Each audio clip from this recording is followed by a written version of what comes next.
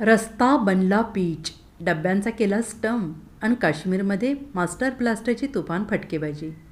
क्रिकेटचा देव म्हणून ओळखल्या जाणाऱ्या सचिन तेंडुलकरने आंतरराष्ट्रीय क्रिकेटला रामराम करून 10 वर्षे उलटून गेलीत.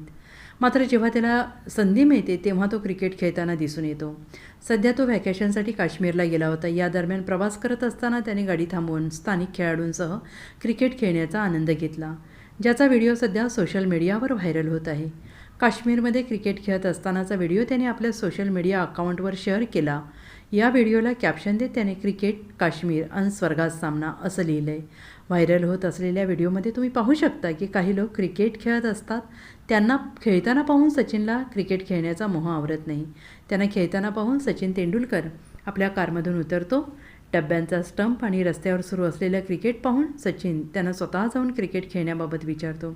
क्रिकेटचा देव जेव्हा स्वतः क्रिकेट खेळण्याबाबत विचारतो तेव्हा त्याला नकार कोण देणार? Bureau report, SBN Marathi, Mumbai.